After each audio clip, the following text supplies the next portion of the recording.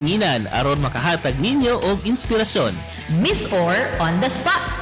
Mabati matag adlong Sabado gikan sa alas 6:30 ngadto alas 10 sa buntag dinhi lamang sa Miss Or Radio 87.5 mo balita, mo alagad, mo lingaw.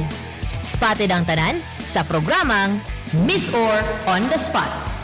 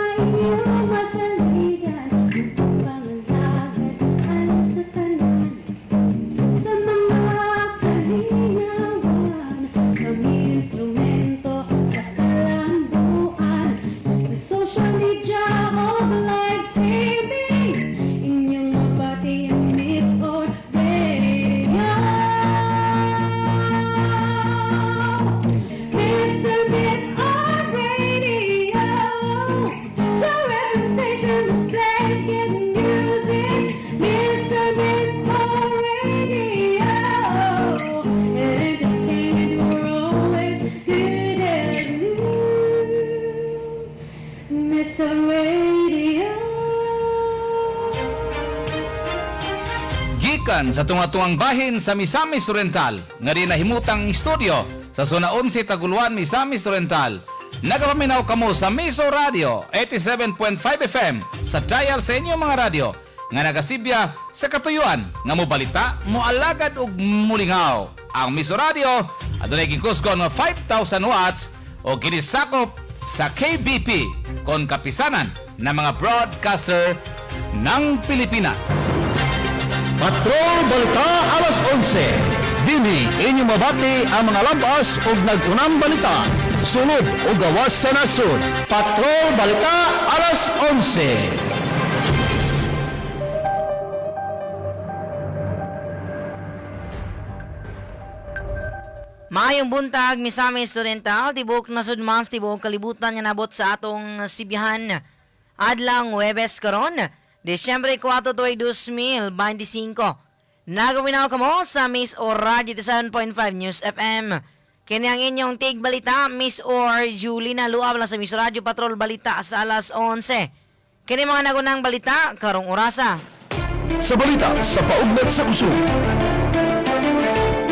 Lasal, Miabante sa Sais, Batok, NU. Sa Celebrity Balita.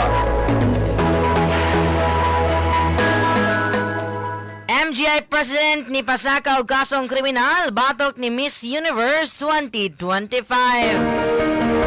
Alam sa balita sa negosyo. Rehabilitasyon sa Agos Pulangi Hydropower Complex gilauman sa Sound. Sa balita gawas sa nasud. Magnitude 6.5 nga linog nigo sa Fiji. Sa balita sulod sa nasud. Kapin 2 billion pesos nga tupad assistance gihatag sa Dole. Sa balita sa rehiyon. Provincial Meet 2025 sa LDN official nang gibuksan. Alam sa balitang lokal. Provincial Capital may klaro nga wala nila gi-generalize ang tanang media. Og 4,610 pesos nga suhulan, nadawat sa 76 katupad beneficiaries sa Taguluan. Og laing balitang lokal, modha may paygayon og meeting alang sa Kuyamis Festival 2026. Og unom ka beneficiaryo nakadawat sa Product Development Grant sa Taguluan. Sa pulis balita. Balor 204 pesos sa 204,000 pesos sa gituhang shabu na kumpiska sa Villanueva. At ang iyang medalin ini sa atong pagbalik. At ini ang programang PMU. Pamilyang Misamis nun, unahon. Dinhi sa Miss Or Radio 87.5 FM. Programang mo pahibalo sa mga nahimo ni former Governor Peter Unabia. Programang mutubag sa mga isyong gibato. Ang programang alang sa katawhan sa lalawigan sa Misamis Oriental. Matangi, Pamilyang Misamis nun, unahon, dinhi sa Miss Urad 87.5 FM. Matag adlong Sabado, alas 7 ngadto alas 8 sa buntag.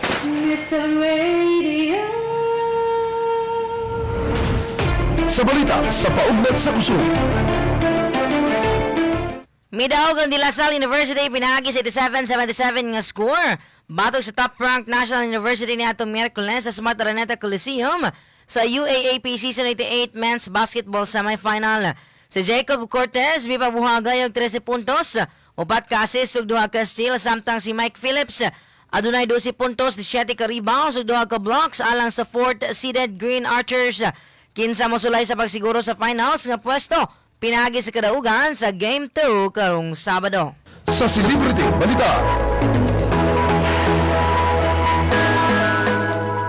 Si Miss Grand International kan MGI President Nawat Itza Ragrisil ni sangat og criminal complaint batok sa bagong gikoronahan nga Miss Universe 2025 nga si Fatima Bosch tungod sa repeated defamatory statements nga gihimo batok kaniya. Gipost sa MGI ang upat ka panid nga report sa insidente sa polisiya sa social media ning along Miyerkules, Disyembre 3 nga nag-ingon nga si Nawat personal nga nagpakita sa Wat Praya Cry Police Station sa Bangkok niadtong Nobyembre 12 aron akusahan si Bosch nga naghimo og bakak nga mga pahayag sa publiko nga giingon nga nagadaot sa iyang reputasyon sa Thailand og sa gawas sa nasud. Ang reklamo nagikan sa usa ka insidente sa kaduhang adlaw sa Miss Universe 2025 pageant. Din gikompronta ni Nawat si Bosch at ubangan sa ubang mga delegado tungod sa pagdumili sa pag-apil sa usa ka sponsored shoot nga misampot sa pag-walkout niini. Gisubli sa MGI sa ilang labing bago nga pahayag nga wala tawag ni Nawat si Bosch nga dumped head apan sa panahon sa kompetisyon sa wala pa ang seremonya sa sashing. Gingon ini nga mga audio recording gikan sa kwarto nagpakita sa MGI head nga nagsulti sa pulong nga damage isip bahin sa usa ka pasidaan. Human sa pahinumdom at ang tali sa bita sa negosyo gawas sa nasod.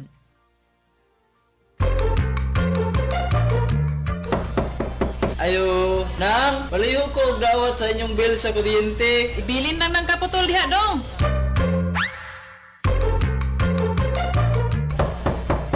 Ayo, nang, palihog dawatan ning notice of disconnection sa kuryente. Ibilin lang ng kaputol diha dong.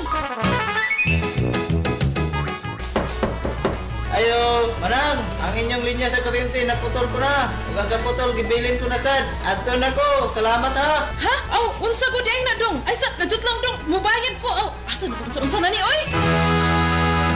Mga misis, ayaw na pabuta nga ikaw mataranta.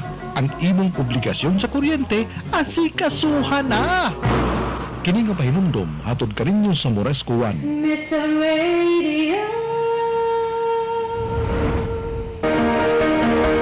Alam sa balita sa negosyo.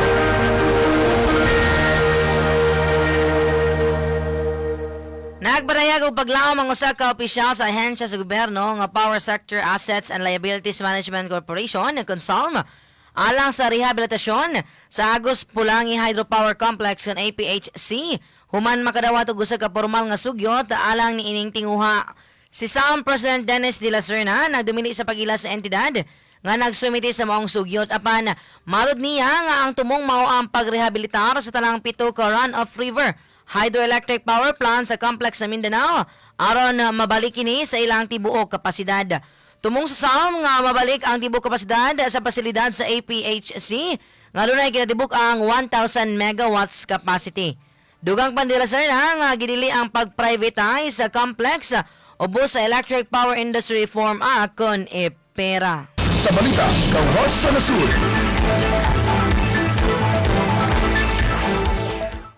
Usa ka magnitude 6.5 nga linog base sa Richter scale ang miigo sa Fiji Islands sa South Pacific sayo ni adtong adlong Miyerkules. Ang linog na itabo ala 1:35 sa lokal nga oras.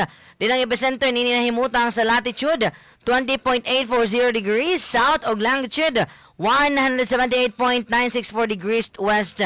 Apan walay mga taho sa casualty o material nga kadaot ang ipagawas sa pagkakaron. Human sa pahinumdom, at ang tali sa bita sulod sa nasod o balita sa rehiyon. Talabunga Plus Herbal Capsule. Nagbibigay ng pag-asa para gumaling na tayo. Talabunga Capsule lang, mura at garantisado. Patibayin ang sarili, ika'y makakaasa. Sa iyong mga nararamdaman, talagang gagaling ka. Ang pagod sa pang-araw-araw, kasama na yan sa buhay. Para marating natin ang minimiting tagumpay, magtalabunga plus capsule na.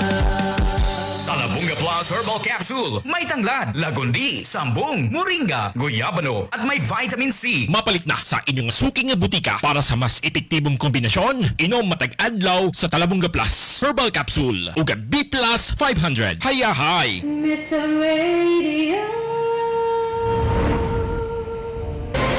Sa balita, sunod sa nasod. Nagpagulang ang Department of Labor and Employment kung dole og datos nga halos sa 2 billion pesos ang ilang girilis ubos sa tulong panghanapbuhay sa ating disadvantaged or displaced workers kung tupad program. Alang sa kapin, 400,000 ka benepisyaryo sa napulo ka rehiyon nga grabe na apektuhan sa laing natural nga kalamidad sa miaging mga bulan. Niadtong miaging bulan, gimobilize sa dole ang tupad aron mahatagan og 843 million pesos nga temporaryo nga sweldo ang kapin sa 160,000 ka benepisyaryo nga naapektuhan sa duha ka kusog nga bagyo.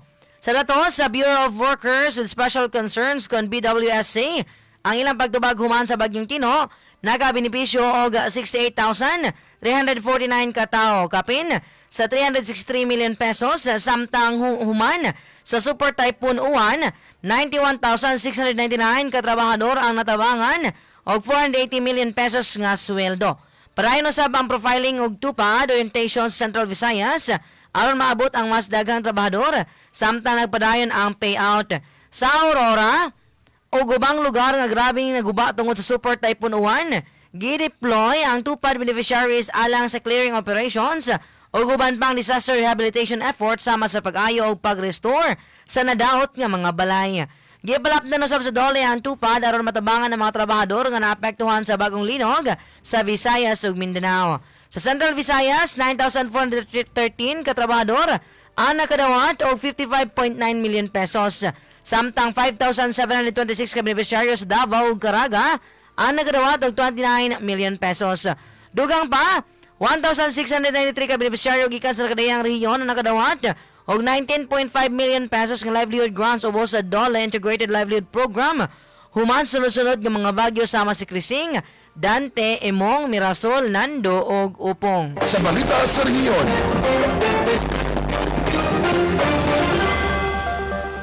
Opisyal nga gibuksan ang Provincial Meet 2025 nitong Disyembre 2 sa Mindanao Civic Center Sports Complex sa Lanao del Norte. Diin nagatigom ang mga delegado gikan sa nakadayang eskwelahan o distrito sa probinsya. Ang kalihukan na timaan sa pagsugod sa tulukan lang ang kompetisyon sa mga dulaon sa mga atleta gikan Disyembre 2 hangtod 4. Magpahigayon ang mga partisipante og lain-laing sporting events isip pagpangita sa pinakamayong atleta nga mahimong partisipante sa probinsya sa umaabot nga 2026 Northern Mindanao Regional Athletic Association kon NM-RAA. Gipaabot usab sa kalihukan ang padayon nga suporta sa probinsya sa Sports Development Program ubos sa liderato ni Governor Muhammad Khalid Dimapuro o Congresswoman Siti Amina Dimapuro. Ilang isiguro nga ipadayon ang pagpalambo sa sports aron masuportahan ang paglambo sa bagong henerasyon sa mga atleta. Sa Provincial Administrator Lyndon Calika, may pasalig sa bugos ng suporta sa provincial government alang sa kabatan-unang atleta sa Lanao del Norte. Human sa pahinumdom, ang detalye alang sa balitang lokal at ang isa atong pagbalik. Bangon, Miss Or Balita! Atangi, sugod karong Hulyo 28, 2025 ning atong sibyaan sa Miss Or Radio 87.5 FM. Pagbuhagay sa kamatuuran og mga impormasyong ang ngayang masayran sa katawhan. ubos sa liderato ni Governor Juliet Uy. Mga kasikas ug kalampusan sa Misamis Oriental nga gilangkuban sa mga programa ug proyekto paghatod tinuoray nga serbisyo. Bangon Miss or Balita, alas 10 hangtod alas 11 sa buntag. Inyong mapaminawan matag adlong Lunes ug Biyernes. Bangon Miss or Balita.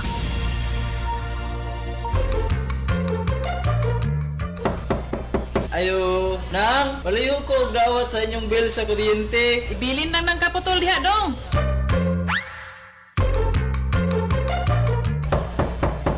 Ayo, nang, palayo og dawatan ning notice of disconnection sa kuryente. Ibilin lang ng kaputol diha dong. Ayo, manang, ang inyong linya sa kuryente naputol ko na. Ug ang kaputol gibilin ko na sad. Adto na ko. Salamat ha. Ha? Aw, unsa gud ay na dong? Ay sat najut lang dong. Mubayad ko. Aw, asa unsa na ni oy? Mga misis, ayaw na pabuta nga ikaw mataranta. Ang imong obligasyon sa kuryente, asikasuhan na. Kini nga pahinumdom, hatod ka ninyo sa Moresco 1.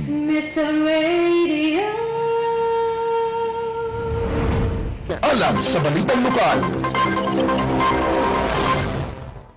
Humandaga na sa mga nakalalaing organisasyon sa media ang mialma og nasakit sa pamahayag ni Governor Juliet Uy batok sa mga sakop sa media.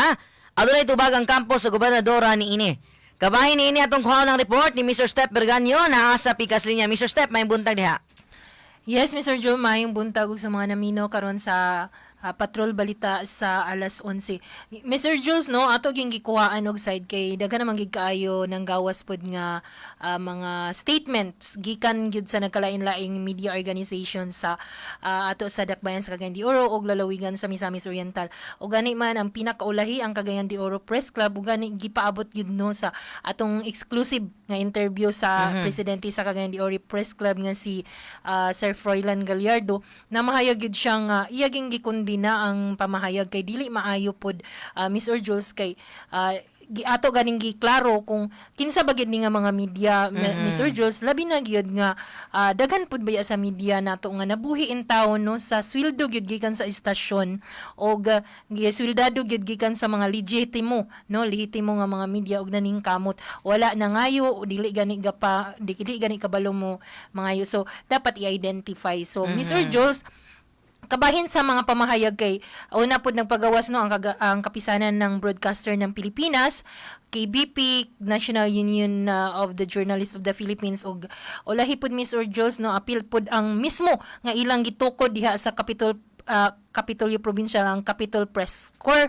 no og gani man Mr. Jules nagpagawas pod og statement si Senator Erwin Tulfo kani abot naman po din siya sa national o gani man katong mga statements pod Mr. Joe sa NUGP or sa KBP aprobado gyud gikan sa kapisanan ng Broadcaster Manila o bisan po din kay generalize man gud ni siya Mr. Joe no ang gi-expect sa mga media sa iyang mga pamahayag do na ay siya giingon nga dili tanan pero naay mga naay mga statement ang gobernador no nga nakasakit gid pud ayo sa kasing-kasing pud sa mga media nga nagtarong pagtrabaho Mr. Joe. So tungod ni ana Mr. Joe sa mga nanggawas nga taho atong gikuhaan gid no gianhaan nato ang Kapitolyo Provincial og nahidami gani nato sa sinugdanan si ang spokesperson di ang information officer gid in charge nga si Ma'am Joanne Tabiki og naa siya mga laka nga gihimo nga di pasad niya pwede may divulge karon pero wala sad siya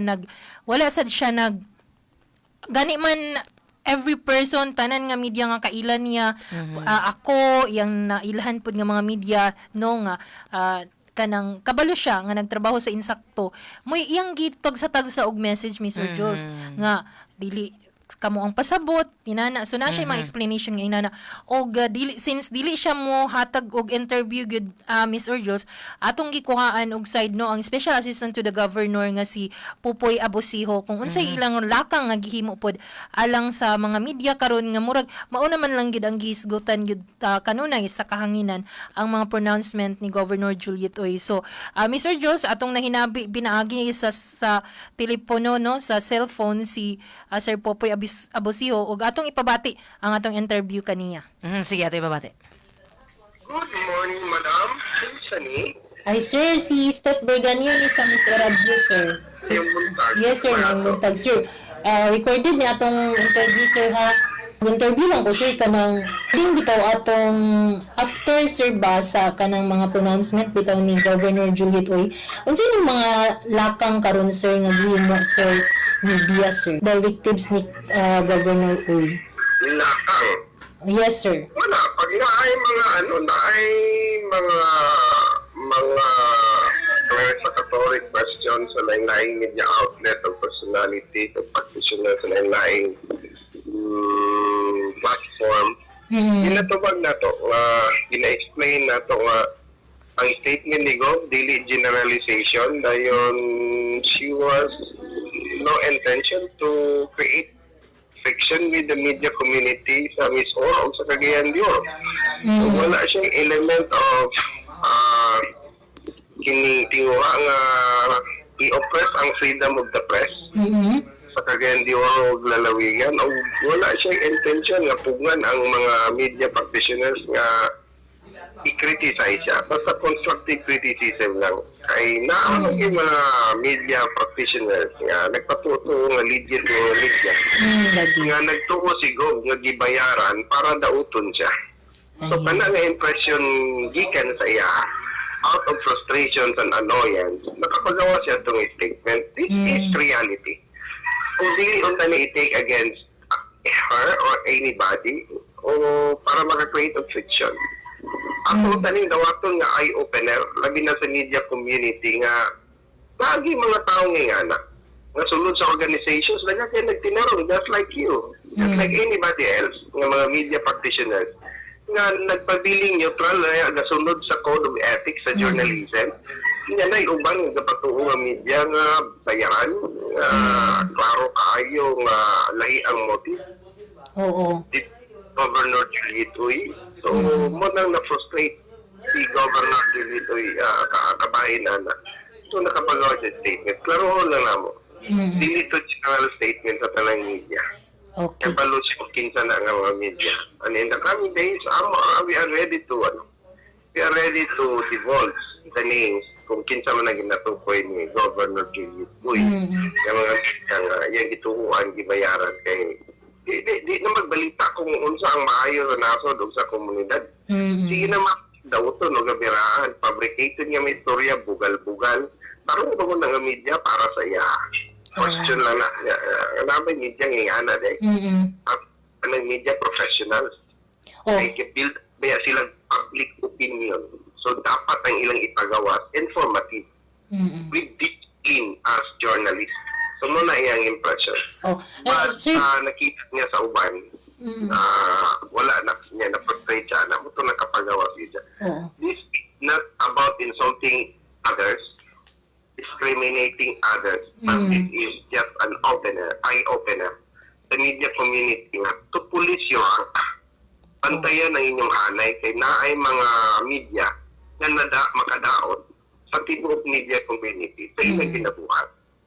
So kung naamay standard of ethics na ginasunod ang journalism o media, yung pangutana sa ako, kinsay dapat mo disiplina na po eh. Kung naaman KDP o COPC o na media organization, siya nga di man na nila ka-disiplina yung kung wata siguro yung complaint. So, kaya naman siya complaint, kapulay po siyang file, kaya di pagawa.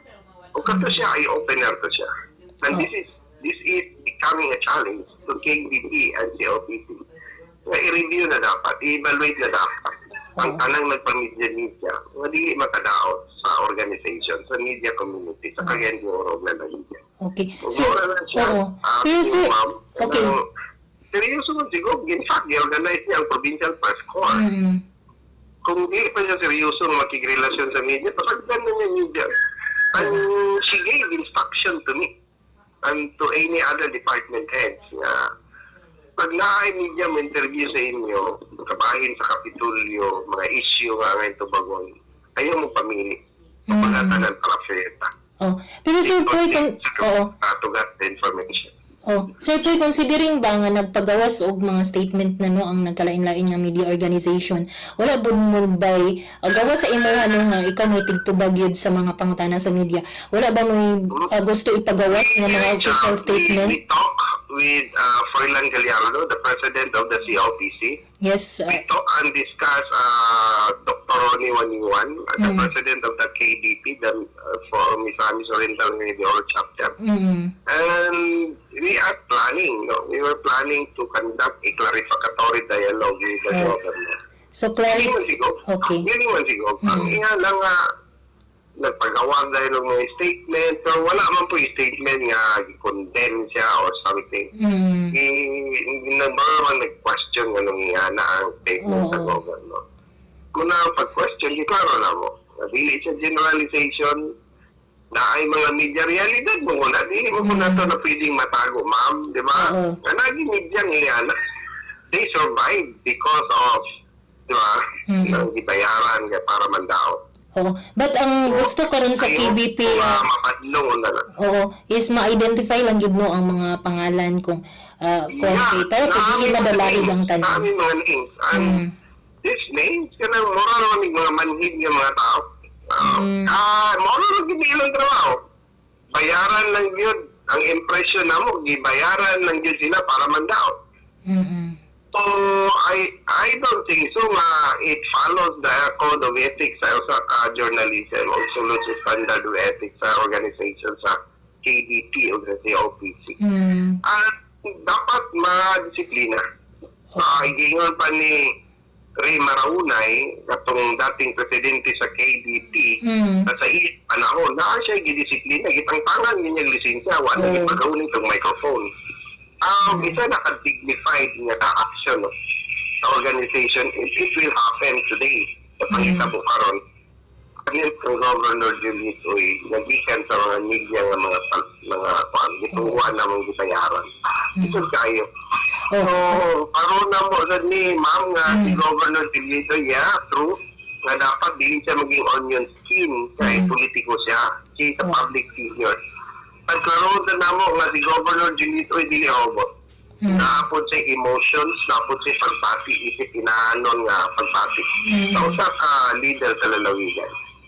And out of frustration sa nanoyan, iya gitong napagawan. Because dagan sa question sa media. Ganong naangkat niya sa padlong. Okay. So, Sir Puy, salamat kay no ana nga isgutanan og pagklaro gid pod sa inyo part sa provincial capital. Og salamat kay sa imong higayon pod Sir Puy sa Miss O Radio nga gihatag nimo og maayong buntag. Salamat pod Ma'am Seth sa imong panahon, paghatag ug sa pagsalig kay ganahan ni sa mga media nga kako na among site very courteously and very dignified. Salamat kaayo ma'am and maayong buntag sa lalawigan sa Misamis Oriental. Yes. Thank you Sir Poy. Mr. Snap? Yes, Mr. Jules, mao katong pamahayag ni Popoy Abusio, ang Special Assistant to the Governor, og Mr. Jules na at the same time maoy gitahasan ni Governor Juliet Uy nga maoy magtubag sa mga sakop sa media kung nay mga pangutana pod regarding sa unsay mga kasikas diha sa Kapitolyo Provincial, Mr. Jules. So kana no ato nang hulatan kung ang kaning clarificatory dialogue Mr. Jules nga iyang ginaingon kay lagi na naman sila mga glakang pod nga gihimo aron pod mo reach out sa media, pero base pod lagi sa pamahayag no sa atong paghinabi pod ni sa information officer nga si Governor Juliet Uy matod pa Miss or Jules is naalang gid na siya pagkainahan no nga mga saba Miss or Jules og kana wala man ang sa side pod sa COPC o sa mga KBP nga daliwala ingon ana iyang attitude nga kanang motherly lang na iyang ginabuhat lugar Miss or Jules nga pagpangasaba or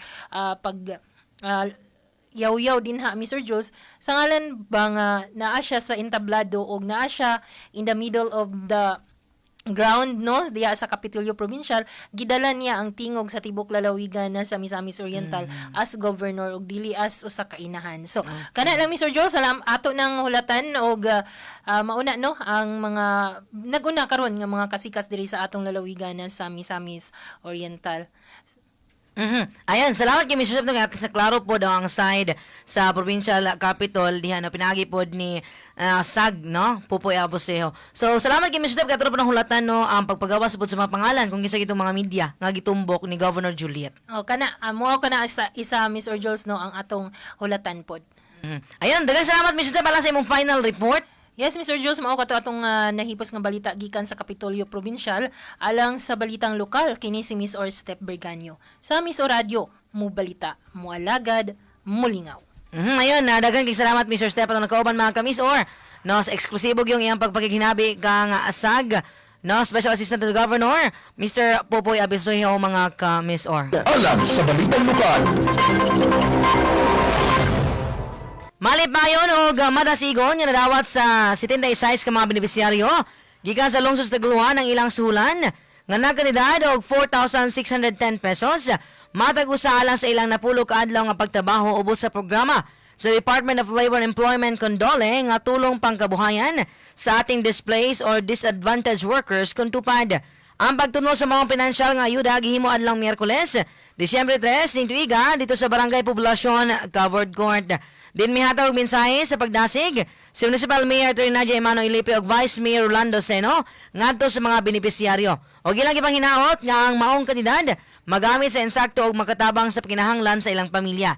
Gawa sa mga opisyalis sa munisipyo, mitambong usab sa kalihukan ang mga personal gikan sa Dole, Misamis Oriental, ang buhatan sa Peso Taguan, ubos ni Miss Merly Imano og si Poblacion Barangay Captain Prince Omar Imano.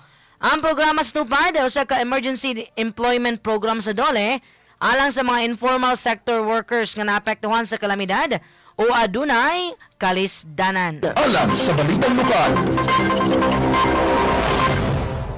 Ang Misamis Oriental Department Heads Association Kunmodha uban sa Technical Working Committee mipatawag og meeting adlaw Miyerkules alang sa usa ka produktibong tigom nga gipanguluhan ni Provincial Administrator Mr. Roel Gayoso isip mga pagpangandam sa 96th founding anniversary sa Miss Oriental o sa ika-13 nga Kuyamis Festival.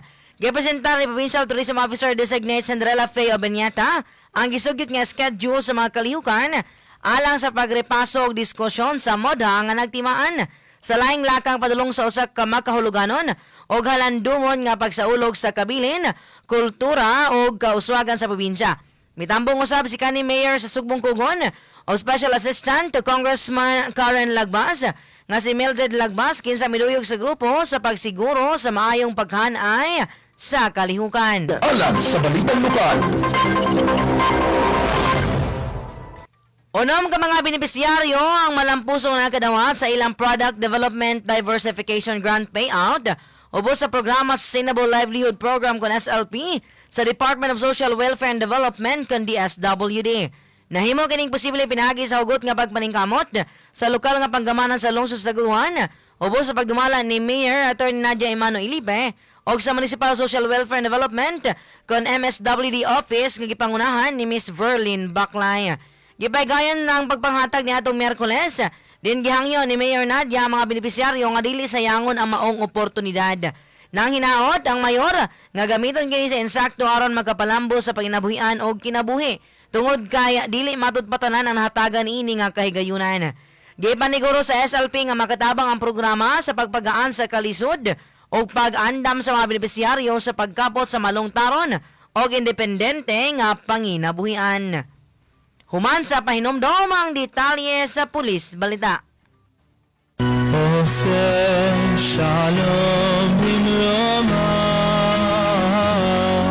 Ang Yahweh ang Yeshua, Elia Ministry End Time Message, mudalit kaninyo ning tulumanon, dawata ang kamaturan, dawata ang kamaturan, tulumanon, nga nagtawag kaninyo sa pagbiya sa tanang mga pagdulunan, nga iya sa mga pagano, iya sa demonyo o sa pagdapit kaninyo sa pagsimba lamang ni Amahang Yahweh pinaagi ni Yeshua Messiah. Shalom, shalom, aleinu, Ya'akov Israel, Ya'akov Israel. Miss Radio. Sa Pulis Balita. Kompiskado ang balo sa 204,000 pesos sa gituhang shabu ato sa bypass operation batok sa magtiayon sa Borok 2, Lok, Villanueva, Misamis Oriental pasado 1:45 sa kadlawon adlang Huwebes, Disyembre 4. Gibanawan ang mukabats 30 gramos ang ibugaton sa nasakmit nga legal nga droga gikan sa magtiayong alias King, 46 anyo sa balabal driver, minyo adunay 3 ka mga anak O ikaduha na kini nga higayon nga nasikop human ni Avail sa provision. Samtang asawa ni Gila nga si alias Tess, 47 anyos, na pulos taga Zone 11 Santa Cruz, Taguluan, Misamis Oriental. Ang duha kasamtang nga naa sa kustodiya sa kapulisan o nagatubang sa kasong paglapas sa Republic Act No. 9165 o ang Comprehensive Dangerous Drugs Act of 2002. Atong oras, alas 11:49 sa Kabuntagon. Hatod kaninyo ni Kapitan Romeo Bacaro kagawad alang magsayo sa Barangay Tablon, Cagayan de Oro City. Mga kamisor, inyo nabati man sa beta karong orasa ang atod kaninyo sa Miss Or Radio 87.5 FM. Alang sa inyong opinyon o susyon, ipalangat lamang na sa Miss Or Radio official Facebook page. Kini ang inyong take balita, Miss Or Julina Luab sa Miss Or Radio. Mo balita, mo alagad, mulingaw.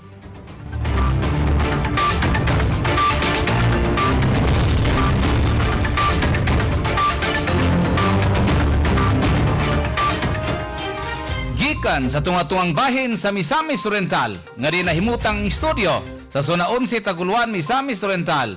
Nagapaminaw kamo sa Miso Radio 87.5 FM sa dial sa inyong mga radyo nga nagasibya sa katuyuan nga mo balita, mo alagad ug mulingaw. Ang Miso Radio adunay gikusgon nga 5,000 watts o ginisakop sa KBP kon kapisanan ng mga broadcaster ng Pilipinas.